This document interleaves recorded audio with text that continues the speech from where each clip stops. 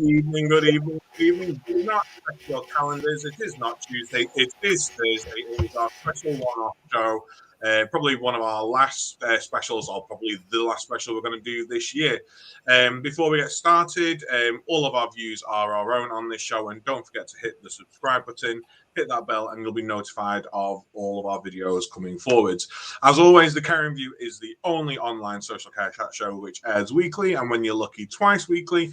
And because we've got some special guests tonight, just want to reiterate that the Caring View is a platform for all voices to be heard. And we want to, although primarily raise the public profile of social care, we also want to challenge when things may not be going completely right and have a conversation about what we can do to make things better. So without further ado, Jenny and Diane from Rights for Residents, welcome this evening. How are you both? Hello, thank you. How are we doing? Are you both okay? Yeah, we're fine. How are you? Good. We're north together, so more than welcome, more than welcome. So obviously we've had the new guidance released for care home visiting. I think ironically it's more than some people are actually getting anyway with the whole free visits. So we just want to have a discussion tonight about what does the guidance get wrong, what does it, if anything, get right, and what are you hearing as a campaign? Are providers sticking to the guidance or are they going against it? So do you want to lead us in? To be honest, as ever, it's a mixed bag. I'm sure you're not surprised to hear that. As you said at the beginning, Adam, to be honest, some people are upset that it's now 3 visitors plus an ECG, and obviously there's a few other slight restrictions as well. But for other people, if they were actually allowed that, it would be a step forward. So it's a really mixed picture, and some people, as great managers are embracing it. They're trying the best to keep that communication open with families, and they're doing all they can to make, Christmas a really special time. So I would like to start off with the positives, and there are plenty of them.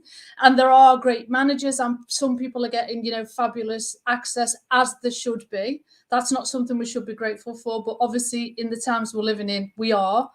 But we're hearing, really horrendous stories of people who have been battling for 3, 4, 5 months, just to be nominated as their loved one's ECG. Even this evening, just before it came on, I got an email from a lady who'd said that, she'd sent a template letter that we produced to the care home, and she got a response back today saying that she can't be the ECG because it's only for those that live in nursing homes and require personal care. And so, ECGs now, the concept of ECGs has been around since March, and we are still hearing these kinds of things being said to relatives. So it's not a completely bleak picture.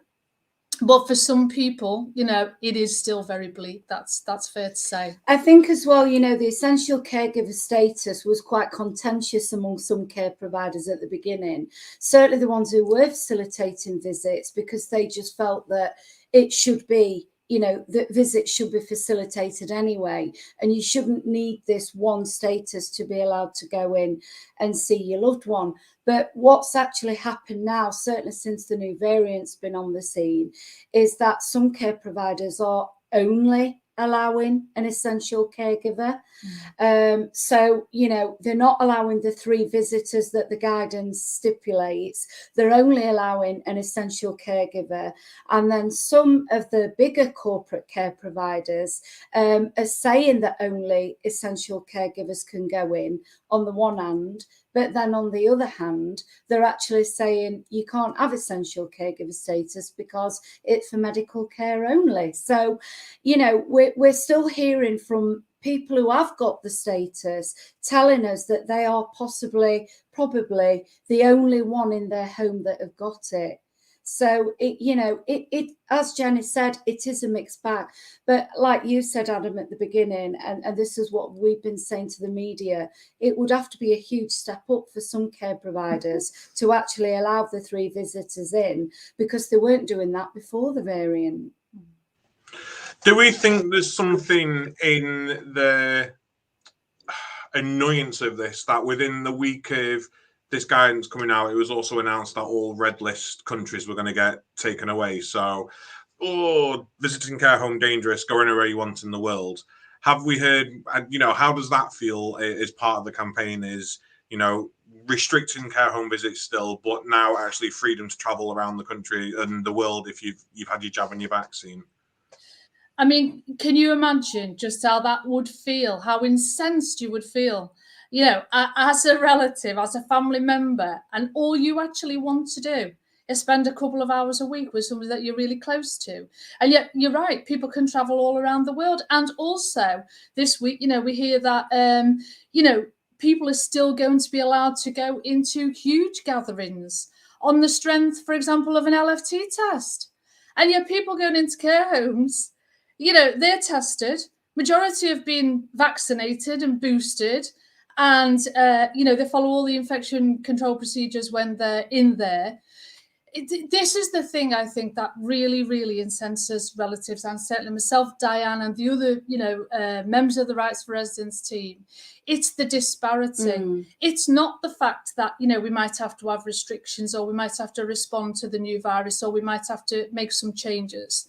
What people are really, really angry about is that, once again, it's only the rights of people in care homes that are taken away. It's only them that aren't allowed to manage risks or decide how much risk they want to introduce into their own lives, or their families can't do that. I mean, it's just absolutely galling. If, for example, my mum was still alive and she lived in the community now, I, with my family and my mum, would be able to assess what kind of risks we want to take in that situation. She might be clinically vulnerable, but we could decide that together as a family.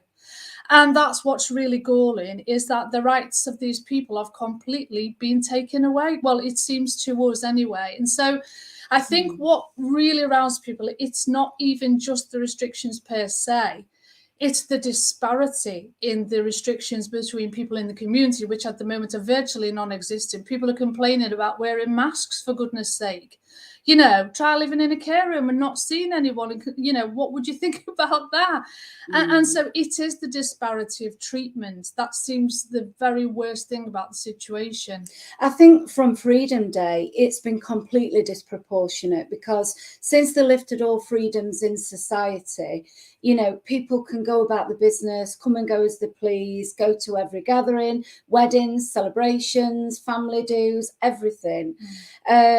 And yet people who live in care, who are already unfortunate that they are having to move into a care setting, are deprived of the same human rights as everyone else. And, we've said that all along. You cannot segregate a portion of society just because they happen to live in care.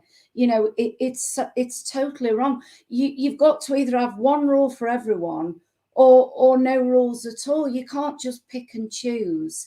And there's just so many things that are upsetting relatives and residents alike. I mean, we're talking about husbands being parted from wives, for better, for worse. Well, if they're in a care home, unfortunately, it's for worse, isn't it? I mean, it's just not on.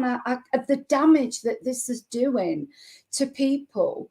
And I know, many people have said that their loved ones lost weight during the pandemic, predominantly because they're not eating and drinking as they did before.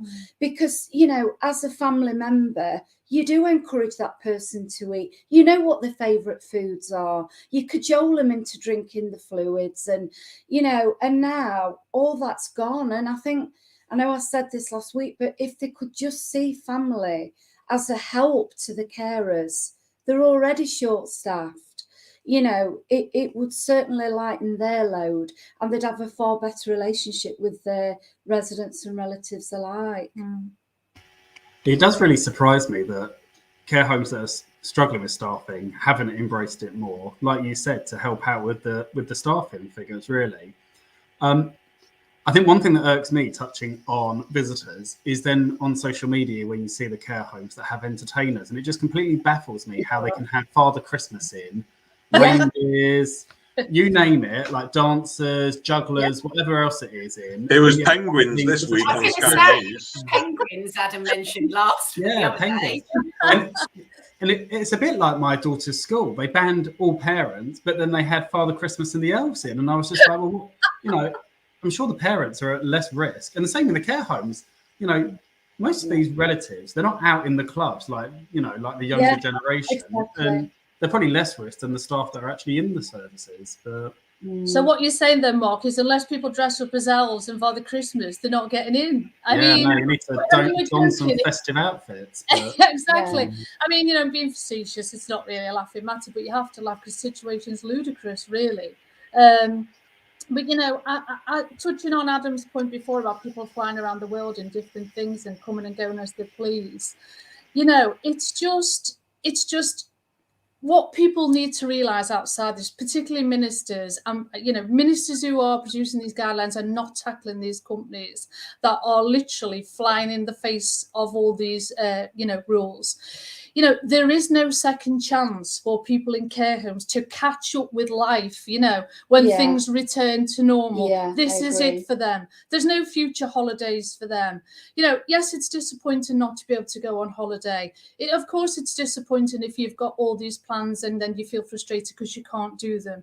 It's just not in the same category as somebody who's now facing their last Christmas without their family members, you know, and to conflate these things. And we get very annoyed with the media because we have got a lot of media contacts and a lot of people in the media support our campaign. But others, you know, don't seem to get that. And the news media, sometimes, you know, the priorities of the news media in terms of things like disappointing, you know, people who want to go on holiday or disappointing people who might want to go and mix in a group of, you know, 50 people or whatever, and all these sorts of things, you know. Yes, that is disappointing, but we're talking about people's last chance at life here, and that's just so much more important than these other types of things that people might just lose out on. You know, it's just not the same. I mean, it makes you smile when you see people on the TV at the beginning who were coming back off holiday and having to go into a hotel to quarantine, you know, for 2 weeks or whatever. And you think, blimey, if that's all a care home resident had to do, just 2 weeks of that, you know, it would be amazing. But their whole life is in quarantine. You know, it may as well be they are completely isolated from their families. And I think, you know, we've spoken to the media in depth and many different radio, TV, press, everybody. And I think when you're talking to the journalists, on the one hand, they are sympathetic and understanding, but in a detached way, because it's not affecting them, not personally. And I think, you know, I have sort of started saying to people, just picture right now the person closest to you in your life that you love. Could be your mum, your dad, your partner, your son, your daughter. But that person this year, you're told that this Christmas will be their last. So hold that thought. And then you're told that you're going to be deprived from seeing them.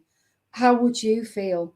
And that's the desperation that families are feeling, not just at Christmas, because, you know, loved ones aren't just for Christmas, they're for life, aren't they? But that's what they're feeling every single day. They're being deprived from that connection. It's so wrong.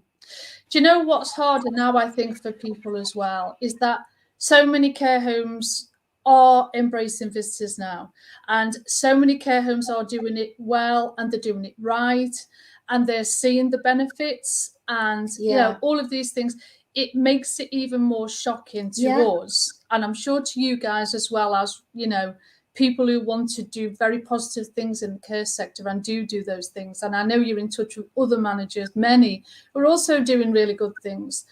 It's just even more shocking now that these people are still, you know, how many months are we into the pandemic, and they are almost where everybody else was, you know, back in August or the middle of the summer in 2020.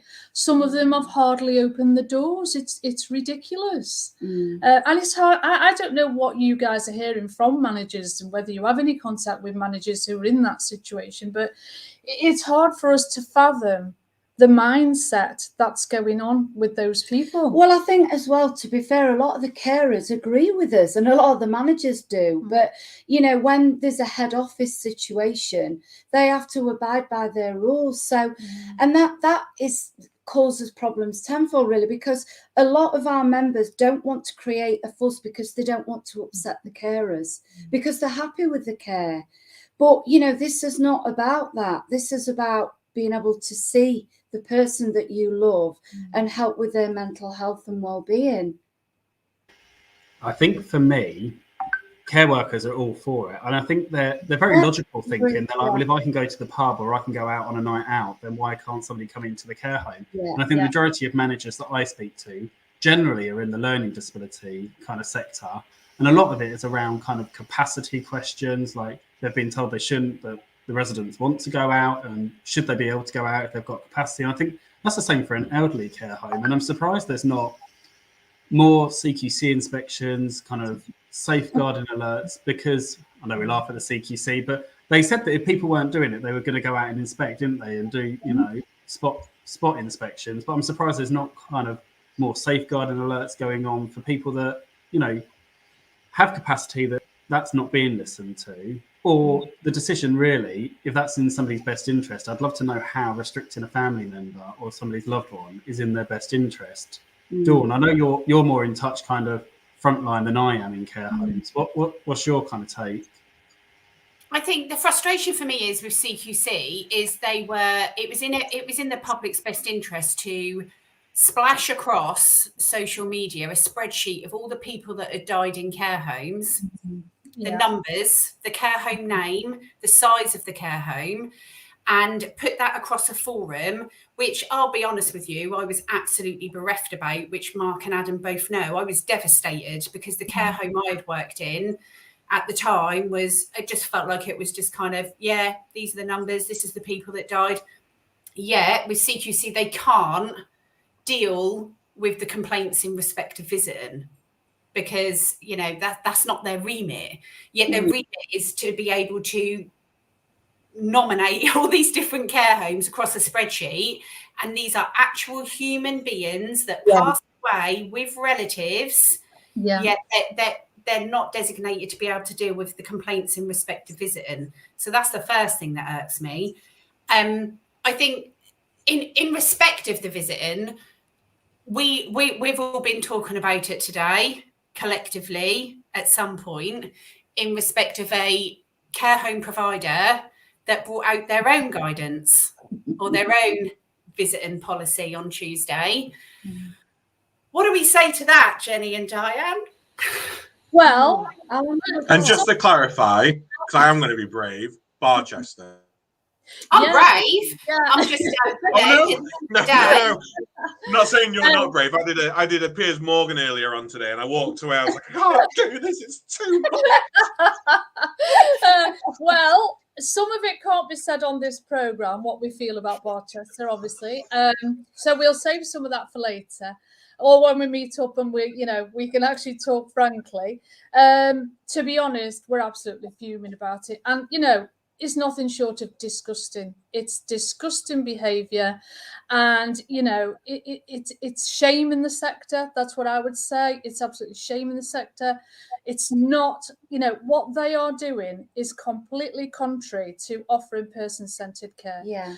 The CQC are saying, they're trying to take action, and they've told Barchester that they expect them to follow the guidance. Basically, Barchester are putting two fingers up to that and saying, no, we're not going to do it. And nobody seems capable of forcing the issue. What I would say is that they need to examine their own consciences on this. These people, as you've just said, they're not numbers on a spreadsheet. They're not units of cost and benefits, in terms of, an accounts system. These are human beings with lives. And, if, to me, somebody that's a CEO of a company, a care company, they need to demonstrate some actual care for those residents. And they're just being allowed to trample all over the human rights of these people. I think in addition to the visiting issue in that letter that I saw from Barchester, what really disturbed me was the paragraph about end-of-life visits. And it said that end-of-life visits should continue at the manager's discretion. Well, I'm sorry, but, end of life is end of life, and no one can pinpoint the exact time that someone's going to die on end of life. It could be a day, it could be a month, it could be 3 months, could even be a year, but they should not be deprived of seeing that person. I don't know. Well, I know from my own experience of not being able to be with my dad when he died, but that was at the very beginning of COVID. It was in hospital. We didn't know anything about the virus then. And as absolutely heartbreaking as it was, and it haunted me, things have moved on a lot since then. We do know a lot more about the virus. It is safe to go in. And we were allowed to be with your mum, weren't we, when she passed? And we're still haunted now, but you know, I think, do you know what, it's an interesting, it's funny how, you know, different care companies approach this. Barchester have imposed this blanket policy, which, as we know, is totally contrary to government guidance. And then yesterday we had a CEO of another care company reaching out to us, who I won't mention because we don't want to pit people against each other. But the CEO of this other large company contacted myself and Diane as soon as the new guidance, the updated guidance was announced last Friday. And we're kind of running all sorts of scenarios and policies by us to see how we thought that could work. And it was just amazing. Yeah. And, you know, between us, there was a lot of to and fro-ing. But, you know, at heart, they wanted to get it right. They did. And so then we gave them a few ideas. They came back to us. They then consulted with their own relatives, a group of relatives, and they came up with a policy which we feel is really positive and really fair. And not only that, they have gone to the relatives, and this is all over their website, and said, look, if you've got issues, come and talk to us. Yeah. You know, let's just talk about this. But to be honest, you know, they are trying to limit footfall within the current guidance, and But that's I get fair. that. That is fair and sensible, but they are doing it in a way that embraces the situation rather than, and they're certainly not introducing screens and pods and all these kinds of things But again. you know, Adam, do you remember when we did that presentation and one of the first things on the slide was communication? And I'm afraid it's not improved in a lot of cases. And as soon as you start communicating with relatives and residents, it diffuses tension straight away, because it shows that you have got the best interests at heart and you're willing to discuss it. You might not always come away agreeing, but they've reached out to you and they're trying. And that's what, you know, relatives and residents to a point, they've been cut off from any say in their care, and it is so wrong. Do you know the other ridiculous thing about all of this, though? It is, and something you guys will know all too well, and Barchester know this all too well, even pre-pandemic, you know, people were hardly bashing down the doors of care homes to get in and visit. It's always the same families. It's always a certain percentage of residents, you know, that have visitors. And we have had a representative of one of the care associations doing the rounds this week, telling journalists that they're going to be overwhelmed if they follow this guidance. They're going to be overwhelmed with visitors. I know, isn't it ridiculous? They never were before. Why are they suddenly going to be overwhelmed in the middle of a pandemic? That's number one. And secondly, the second charge that they're going around making to journalists is that the guidance is too confusing to follow. No, I think... See, now this is the best guidance they've ever released. I read this the other night and thought how clear. There is a little bit, there is some areas of interpretation which at the time I thought, oh, really? That's massively open. Like I said on Tuesday night, that is massively open to interpretation. But I felt it was clear and concise, and especially the summary that's been released. The summary is helpful. Yeah, so the summary is so much clearer. There's a lot of jargon, and like I said the other night, the problem with these policymakers are that they stick stuff in that, in layman's terms, I wouldn't understand, somebody else wouldn't understand. But the summary is really clear and concise, and it makes really good detail. But I think, to me, there are a lot of amazing managers out there that ask me all the time, and ask on the social media outlets, in the Facebook groups, in Twitter groups, in messages all the time. And they say they don't want blanket bans. They do not want any kind of issues with visiting. They don't want to restrict families. They don't want to be the gatekeepers. But as you said, Jenny, it is coming from the head offices. And I've heard that firsthand. I've heard that firsthand from somebody who's planning on quitting her job after Christmas because she doesn't want to be dictated to, because she actually has the legal responsibility with CQC. Yeah, that's right. The issue that we've got with the Penguins coming in and Father Christmas and everybody else is it creates this trust issue in respect of, so you can put on social media that you've got Father Christmas coming in and take all these lovely pictures and display it everywhere. Yet you're not letting me come in to see my mum, or you're putting me in a pod or me in a visiting suite, and it's making that restriction. But Santa Claus can go around the whole home. My relatives never met them before. I don't know whether they've been tested. So it creates that massive trust issue, which is then down to communication. And I think that's the issue. And within this, we need to be kind of spreading the word that you're creating your own issue by having the penguins in. Penguins dancing up and down the corridor. And I've seen some amazing services where the staff are dressing up as elves and sitting in prams and pretending to be on top of Christmas trees. But let's be realistic about this if you're going to restrict families to come in. And I think my own mother-in-law is in a care home. She's in a brain rehabilitation care home. And I'd be fuming if they didn't let my husband come in, or my father-in-law or my sister-in-law, yet had a dancing elf walk up and down the corridor. I would be really angry, because it would create an issue of, what don't you want me to find out? What don't you want me to see? So it creates that anger and that resentment within inside. So I can completely understand where these relatives are coming from with that.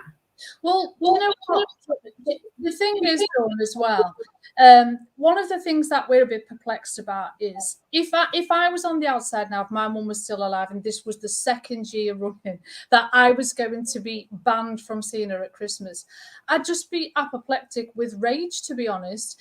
And one of the things that surprised myself and Diane is the fact that some of our campaign members are very vocal, and, you know, they do fight their corner and they report things to the CQC. And I think one of the things that's sad and we've got to try and change about the culture of our own group and the culture of, you know, relatives as a whole.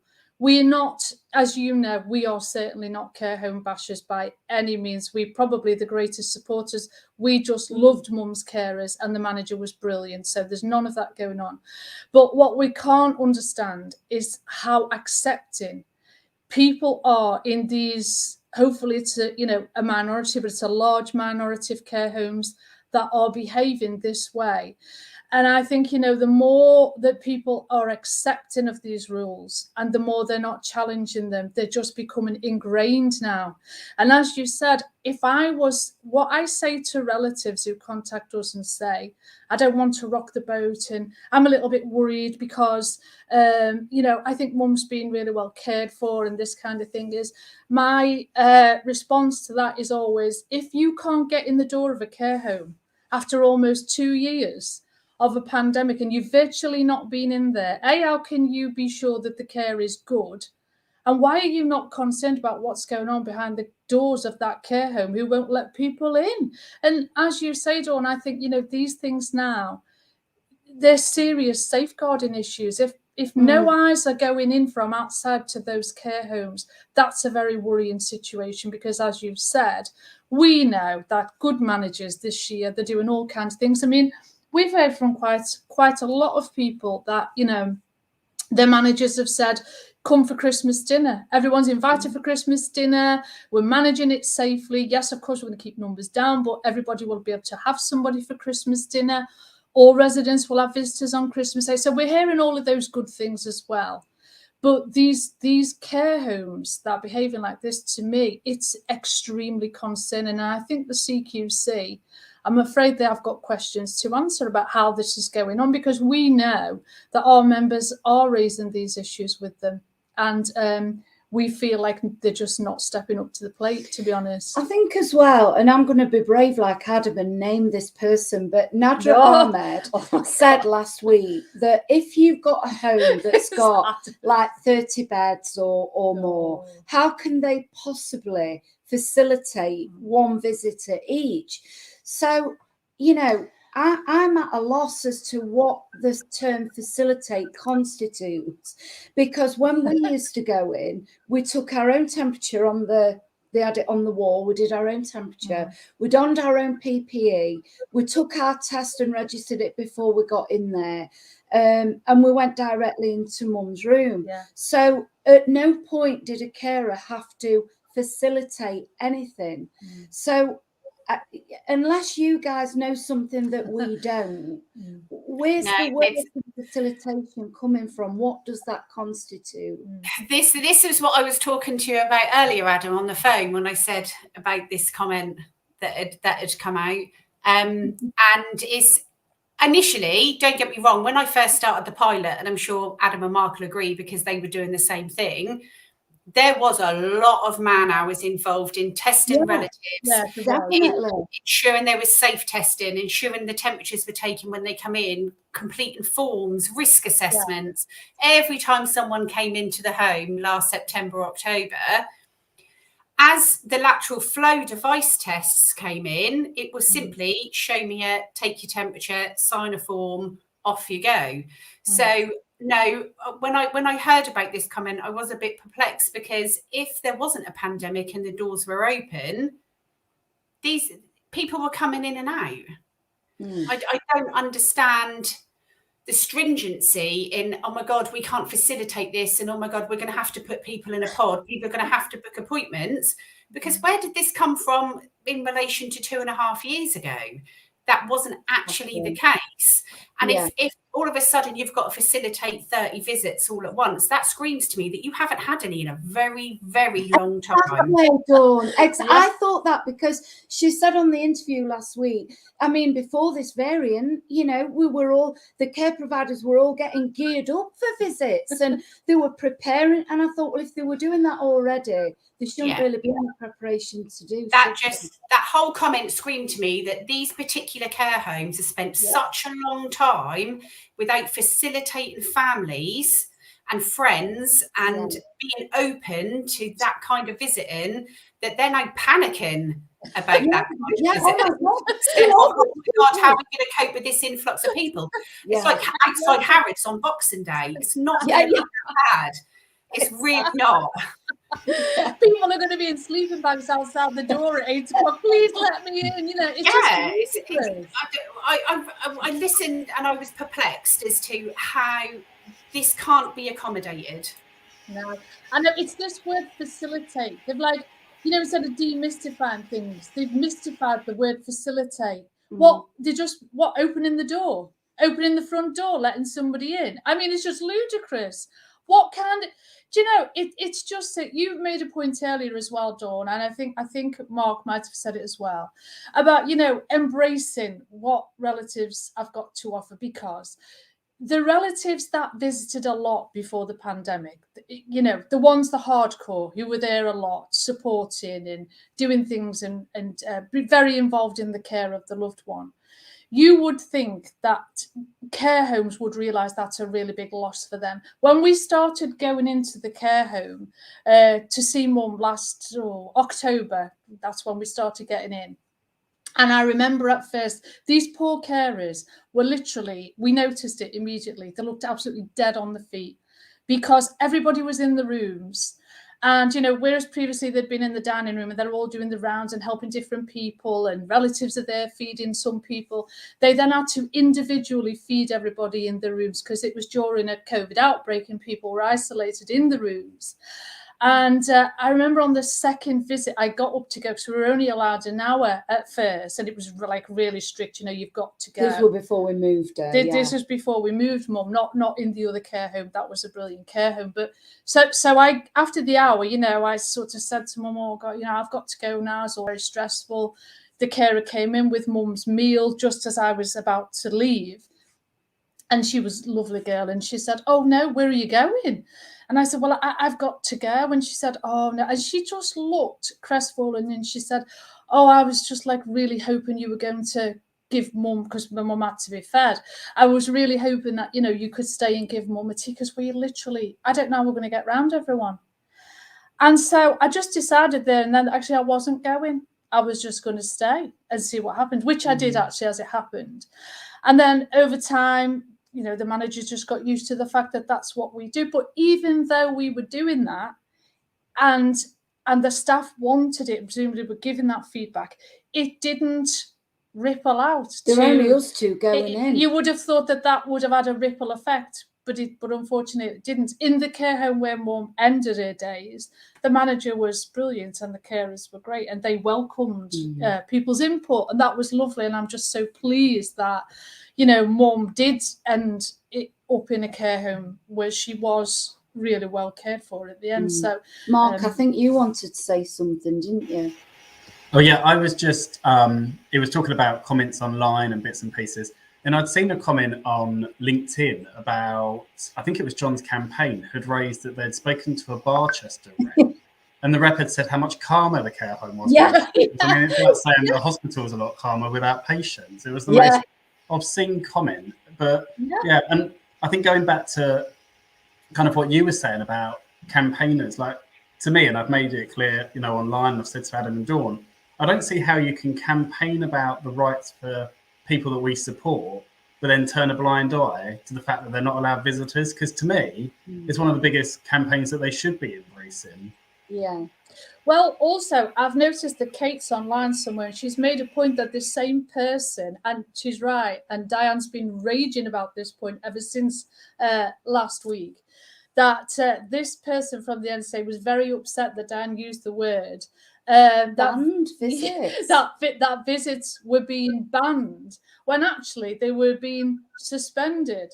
And yet, really, one of our members pointed out that people should be more outraged at the fact that visits are being banned, not at the actual use of the terminology. But, you know, I'm sorry, suspension, ban, whatever, it's the same thing. If you're stopping visits, you're stopping visits. Why? But also, these people don't have enough time left to live for their life to be suspended. You know, I'm sorry, they're coming to the end of life right now, and it's just... sometimes you do feel like you're just going around in circles and you're banging your head against a brick wall, and we have to stop and remind ourselves how much we have achieved, because otherwise you would go under. But right now, the way things are going, it does feel like it's going backwards, and we're digging our heels in to fight for what we've achieved so far and for future. You know, I mean, I know for a fact one of our members, her mum, she only had 30-minute visits, and her mum died in the care home, and her father's now in need of care, but she won't let him go. She's terrified because she won't put herself or him through what she went through with her mum, and that's quite dangerous too, because as we know, you know, care homes are there for a reason, because you can't always meet the needs of that person at home. But I do understand the fear of relinquishing all that person's human rights if you are going to put your faith in a care home that then stops you going in and seeing them. And I think, you know, I mean, there's no evidence to suggest that there's been any more cases of COVID in homes that haven't allowed visitors versus the ones that haven't. No. And you know, it is inevitable that when all restrictions in the community have been lifted, that there is a chance that COVID will get into a care home. We know that. But, you know, that's like saying, well, carers, you know, staff, then you're not allowed to go out, or you can't go shopping, or you can't go to a club, or you can't go to watch football, or you can't have a family celebration. And again, it's not a criticism of the staff, because they're doing a great job, but the fact remains that relatives are being banned from seeing the loved ones, residents are being stopped from seeing the loved ones, and yet they will be going home to a Christmas dinner with their family. How can that be? Well, first of all, I just want to say that I know when you're in the middle of campaigning, you do forget kind of how far you've gone. But to take a step back, like, your campaign on change.org has got just under 300,000 signatures. It's one of the top, you know, campaigns on the website, and that's a really good feat. And I think, you know, you've connected so many providers to relatives and have done so much support. So I think actually hats off to you, and you're still going all this time. And yeah, I know it's hard. Yeah, sometimes when you're in the middle of it. I think touching on what you said about unmet needs, it slightly deviates, but I had a phone call last week from a family member, and I've seen a few on social media, is that care providers were saying, oh, we can't meet the needs, and just kind of giving notice, but with no notice at all, just saying like your mum, dad, your daughter, your son needs to be out. The example I heard the other day was that somebody took a resident out of the care home. When they got back, they were told they can't come back in because they couldn't support their needs anymore. So they have nowhere to live. I was then in the evening frantically phoning around everybody I know in the area to try and find a vacant bed. That's absolutely shocking. And, you know, Mark, I think that is a genuine concern for some people in terms of challenging the care home and speaking out. I think there are instances where that does happen. I think I like to think that it's probably, not widespread, but we've got to acknowledge that that does happen. And some people really are afraid of that, especially, if someone's got advanced dementia or a learning disability, or, they just wouldn't be able to adjust to a move, or their condition is too frail or whatever. That is difficult for some people. And we get contacted by relatives who are in this awful dilemma. They're not happy with the care or the visiting situation, but they're absolutely terrified because they worry if they either move them or are told to move them because they make a fuss, they're going to maybe suffer transfer trauma or something like this, and they're going to go downhill very, very quickly. And we just say to them, you just have to weigh up. It's a very difficult decision to move someone. Especially in the middle of a pandemic. And to be told that with no justification. Again, it's just despicable behaviour, isn't it? Well, I think that, there are so many strands to this issue as well, because we've got people who have actually been missold a service where they've rung around care homes to find out, are you allowing visits? And they've been told, we're following government guidance, only to place their loved one in that care. And then when it actually comes down to it, that allowing visits means a 30-minute visit, as an ECG. And they deem that as following guidance. Well, it's not following guidance. And it's back to this, picking and choosing what parts of the guidance some care providers are willing to go with. We've got people who, there's one guy, he's not allowed to see his wife, who has been married to for years. She's got late stages Alzheimer's. Is that's what's happening? He can only see her 2 hours a week in a tea room in the home. He's not allowed to go into her own room, despite the guidance saying that the visit should take place in the room where the person feels comfortable and where there are familiar surroundings. He's now asked what the Christmas situation is, and he's been told, we've not decided yet. They're messing with people's lives. Sorry, we can go on forever. But I did want to pick up on something that you said, Mark, as well, because in addition to relatives being told things like that we can no longer meet the needs, and people being afraid to speak out and stuff, we also get contacted by occasionally we get carers or staff members contacting us, and they'd like to speak out, but obviously they're fearful for their jobs, their positions, what the colleagues might say. A couple of weeks ago, for example, we got contacted by a lady. I can't say too much about it, but she was a staff member in a care home, let's just say that.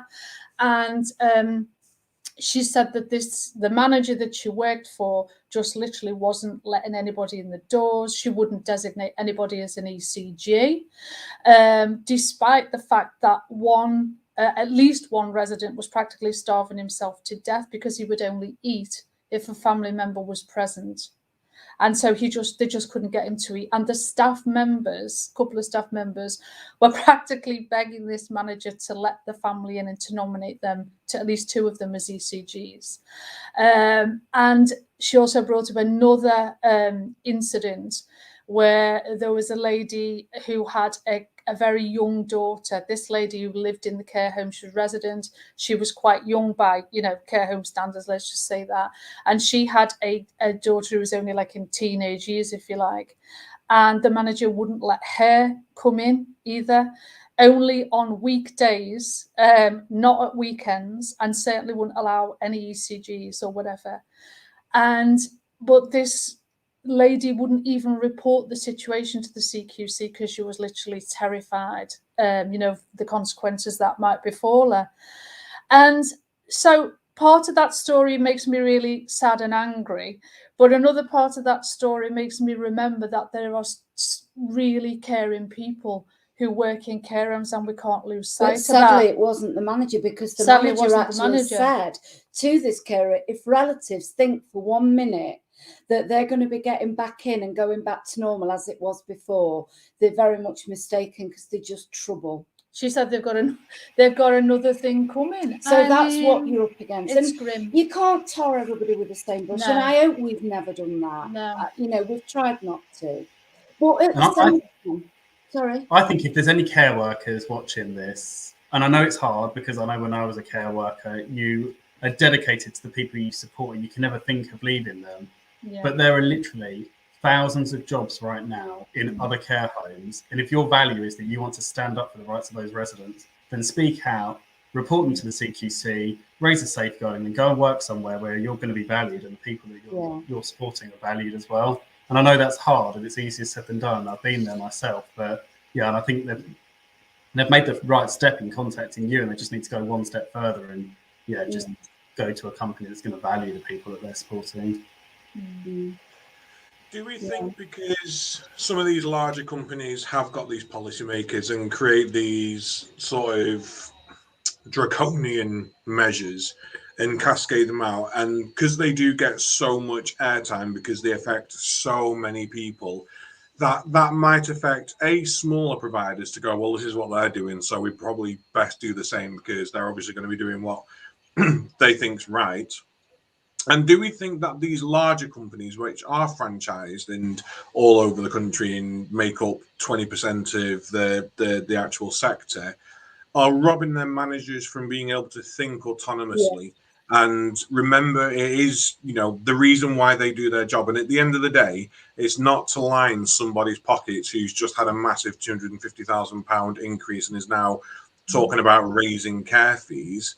It's not to do that. It's to make people's lives the best that they possibly can do. And actually, managers aren't common at the moment. You can't just go out and pick some up off the street and take them in and go, oh, we've got a new manager.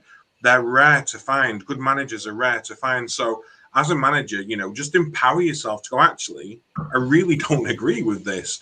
As a company, we should be saying something different. And like you said, Mark, about the care workers, it's just owning what it is that you do. Majority of us are in this for the right reasons, but take it upon yourself to challenge it. Yeah. Well, I would just like to put out there, if anybody needs a policy in respect of my pilot, the visiting, the risk assessment, I'll send it. Message me on Facebook, message me on Twitter, message me on LinkedIn. I'll just send it. I've got it on my computer. CQC didn't ever bother getting back to me. The local authority just said, do what you want.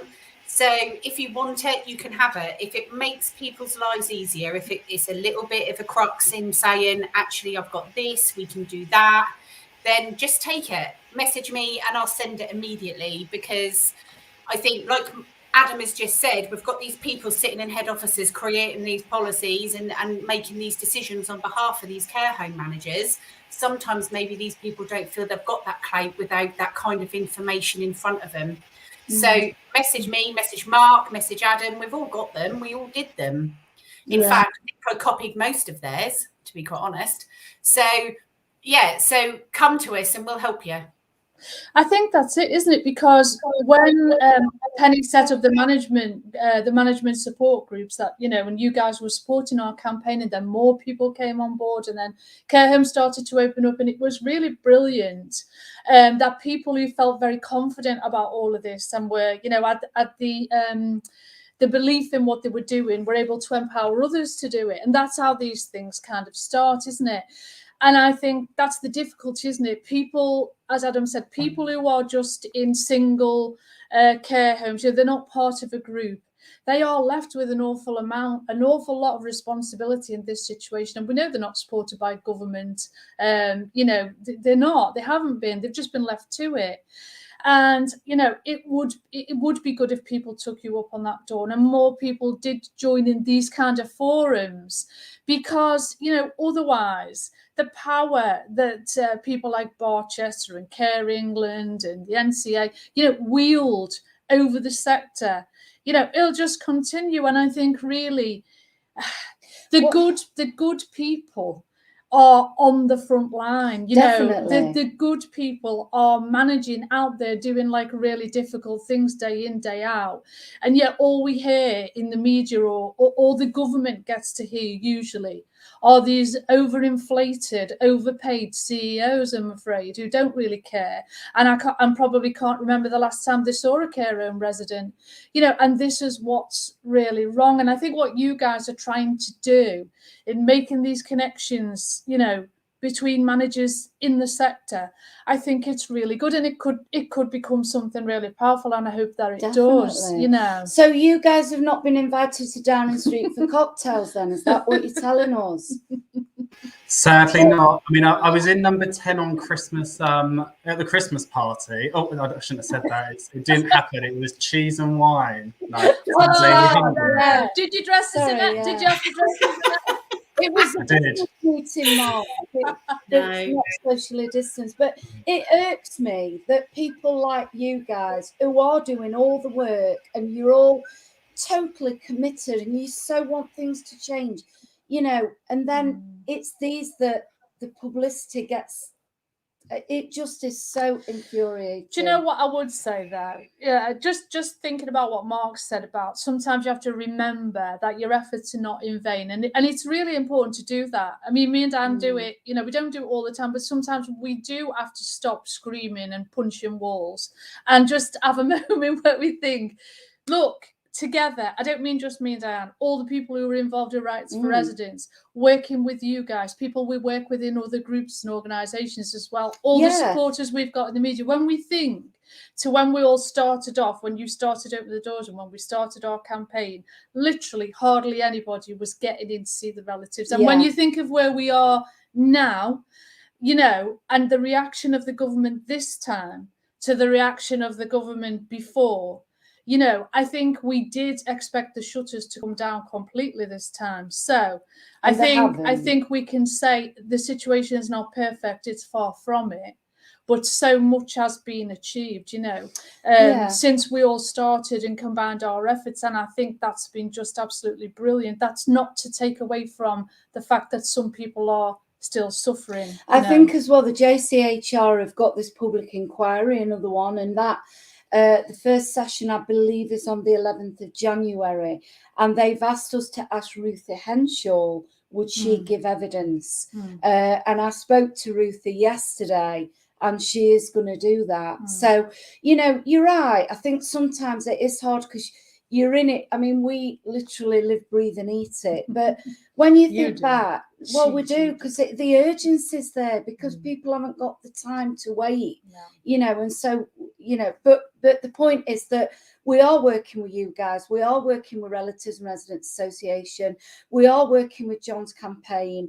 And, you know, together, we have made a huge difference. I do believe that. I mean, maybe you guys don't hear this, but I can tell you that, you know, we, as well as all the horrible stories and all the stories of heartache that we also get, especially now, we get loads of really positive stories where people feel the care homes are doing all they can. People have made them ECGs. People are understanding the role a lot more. People are really grateful for the campaign. People are getting really good visits. So, you know, that's you guys as well. And we did want to feed that back to you tonight, because it isn't just about me and Dan and the team at Rights for Residents. It's kind of a whole... It's a joint process. It's a whole movement of people who are trying to change this. And so we wanted you to know that, you know, things are definitely changing on the ground for the better. And certainly I've done anyway. Well, I think there has to be some hope today, because Professor Christopher Whitty has, you know, in one hand, dealt us another blow by saying the pandemic could go on another 18 months,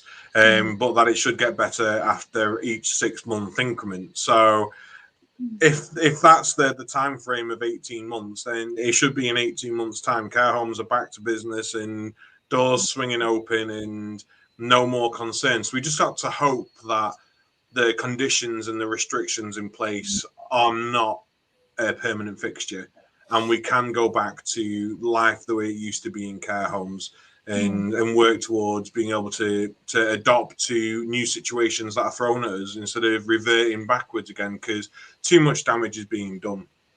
I agree, Adam, and I think, you know, this is why we really urge people to speak out, because we don't want terminology becoming the norm that says, like, I'm one of the lucky ones. I've been allowed to see my mum, or, you know, my care home are allowing 2 visitors, or, you know, you shouldn't feel lucky that you're being allowed to see that person. It should never become normalized. Yes, there's a new variant. Yes, we've got to be mindful and we've got to be cautious, but we're doing everything that we can.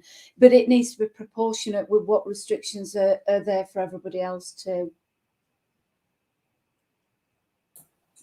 When Adam said about swinging the door open, it made me think of that song in, you know, in Frozen, the first one where she like unlocks the castle for the first time and remembers there's pipes and everything around. Like, just imagining that. I think somebody should make a care home version of that. Well, Adam, no, definitely. If we made an animation, I'm sure we'd have one of Barchester with like the CEO looking down at all the residences, like pound dollar signs and bits and pieces. Yeah. And the care homes, but yeah. I know they say that all publicity is good publicity, but seriously, Barchester, it's not. It's not. And can I just say, I always champion that care workers should be on like a lot more. And like I personally, and I'll say it now, like I think they should be on a minimum of £15 an hour. Yeah. When I look at Barchester and they're paying their staff £9 an hour for a night shift and £9 an hour for day shifts, and the CEO is taking a massive cut like that, I don't know. If I work there, it just doesn't sit right. And I think there are managers that I know that work at Barchester that have contacted me about kind of the bits and pieces when I've done posts about salaries and bits and pieces, and how people sit there and still stay is beyond me. And I think it goes back to what we were saying about the values that you have. And I think people should stand up and, you know, and say that actually that's not right. Like that money should be going to the frontline care workers that have been in that pandemic and worked front line day in and day out. Yes, well definitely, Mark. But don't forget, Mark, I mean, the Prime Minister did go out on the steps of Downing Street and clap for the carers. I mean, that must have really meant a lot to them, you know, let alone the fact they're paying, you know, minimum wage. But never mind, people are clapping for them all the same. It's just ridiculous the way people are treated. I mean, you know, we've said this. The carers that looked after Mum, the things they did and the way they looked after her, and honestly, it's phenomenal. And I couldn't do that job, I admit it. I've done some of these personal things, like for my own mum, obviously, and stuff. But, you know, to do this for other people for long hours, working weekends and shift work and things like this. And since we've been involved with care homes and Mum went into, I can't really believe that they're paid so poorly for what they do. I think it's an absolute scandal. I know when Jean died, this is the home we moved her into, not the home previously, but the staff and the manager, 3 of the staff and the manager came to a funeral. And one of them, it was a day off. Well, they were all a day off. Yeah. And they came in their own time, and we'll never forget that. 4 of them, sorry. Yeah, and like, we were just so touched by that. But then we knew how much they cared for her, didn't we? Oh, this is not about, you know, some people say, well, I don't want to criticise the care. We're not criticising the care. No. Not at all. No.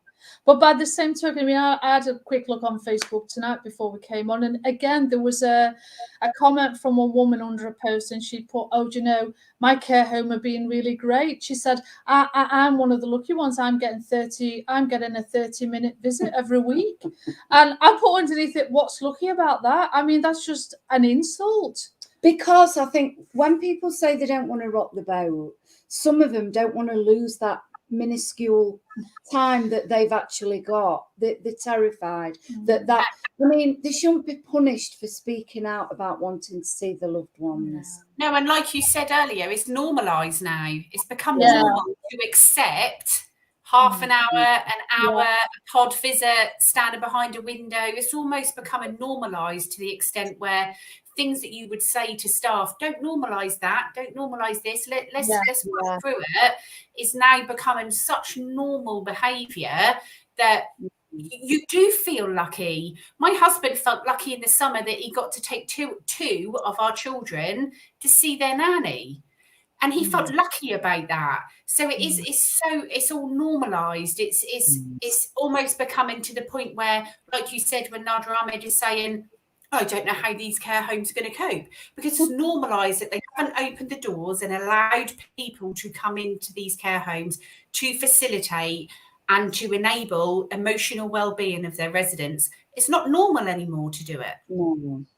And I think that's where the detriment is. And I think that's where people like Barchester policymakers, who are a wonderful business model, obviously, they have care homes all over the country, need to be what they deem themselves as, actually person-centred in relation to what care they are given, because care doesn't just stop at the carers going in and making a cup of tea and assisting people to wash and dress and assisting people to eat and changing continence aids and ensuring that end of life care is really, really perfect. 100%, I'm sure that majority of his care homes, the care is excellent. But it can't be excellent without that facilitation of enabling everybody to be involved in everybody's care.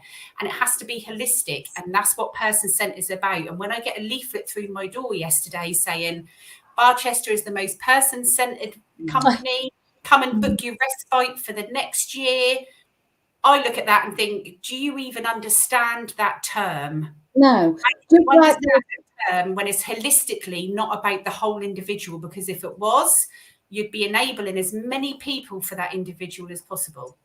And they've put on their slogan is celebrating life. And I said yesterday, celebrating life. Their residents might be alive, but they're not living. You can't keep people alive just to exist. And what makes people want to live is family. Yeah. And whatever happened to wish lists and bucket lists and that wish tree that every single care home seemed to have at one point, because the CQC loved my wish tree. Yeah. I had to go in the summer. At the end of their lives that, want to go and fulfill the end wishes that they've got. And I think I know we touched on learning disability service, but so many of them are working age adults that normally would be out and about like I would be, down the pub, at a club, at the cinema, and actually are just locked behind doors. It's the whole thing is outrageous and barbaric, to be honest. But I think one day there'll be a massive review, and I think they will put their hands up and say that we got it completely wrong. But I just don't think the government are going to do that right now. Well, I think it'll be a Margaret Atwood, Handmaid's Tale sort of a focus on this issue, won't it? It's like a dystopian novel, isn't it? You think, when am I going to wake up and this is going to be over? I mean, it's hard to believe it's still going on. Not the pandemic, but some people's response to it. I mean, some people have said that, we've heard from residents with capacity and they feel like prisoners. I mean, that's just a sad indictment of what's going on. I am in touch with Russell T. Davis and I am asking him to focus on this as his next series. So watch this. Well, if he needs an actor or an extra, I'm an avid fan of Mr. T. Davis. So, yeah. I mean, look, honestly, it's been absolutely great having you on. I do hope that people's lives at the moment aren't going to be a lessons learned in 4 or 5 years' time. We don't want to use them as an example or as a lesson to learn from, but just from especially all of us at the Caring View, and I know everyone that I talk to, thank you so much for all you're continuing to do. Thank you, and thank you for everything that you've done and continue to do as well. Thanks for supporting us, guys. We appreciate it. Yeah, it's all about working together, isn't it, at the end of the day? And that's what we want to do. And I keep saying this wherever I go, remove the ego from the sector. Let's stop giving these massive awards out to people when actually the awards need to be going to the people on the front line and those that are doing the hard work. And if we work together, we can change the sector. We can reform things and we can get people back together. So thank you very much. I know we introed that. Well, we finished on this on our episode on Tuesday, but on Tuesday next week we do have York joining us. Mark, do you want to give us a quick overview of what it's going to be about? Yes, so York is joining us. He is the founder and CEO, I believe, of Five and a Bike. So he's coming on to talk to us about marketing and videoing in particular, because obviously so many care homes want to showcase what they're doing and the fabulous things they're doing. And he used to specialize in videos across various industries. He's specialized just in care homes now and care services. Yeah, really looking forward to that. And as every morning, we've got going on the fabulous Caring View Advent Calendar, as brought to us by Mrs. Dawn Bunter. And that seems to be going off an absolute hoot at this moment in time. Yeah. And there's been a lot of conversation in our comments tonight about dancing elves and whether we as hosts will be good at dancing elves or not. So you never know. There may be a dancing elf next week. So we shall see. I was an elf last Elf Day in December, but the problem was the staff all knew I was coming because I had bells on my shoes. Hear me? So they were like, there you are. I couldn't get away with anything last Christmas. So Kate, your challenge is up because I have a really good picture of me in stripy tights and bells on my shoes. Well, it's all good for your elf. Kate wants to be an elf. Look, she said, "Ask Di, I make a good elf as well." So, I'm gonna wait to see this photograph. I want evidence, and then I'll share mine. I'll send it. Well, thank you so much again for joining us. Have a Merry Christmas, and I know it sounds ironic, Happy New Year. And I'm sure we'll continue to work together, and you're always welcome back onto the show. So, Merry Christmas and good night. Merry Christmas. Merry Christmas. Bye. Thank you again for joining us tonight on The Caring View. If you enjoyed tonight's episode, make sure you hit that subscribe button. And whilst you're here, check out some of the other videos that we've got up online. If you've got something that you think may be interesting for us to discuss, or if you want to guest spot with us, then drop us an email to thecaringview@gmail.com. Follow us on Twitter, find us on Facebook. All the information is down there in the description box. But until then, have a good evening, stay safe, and we'll see you next week.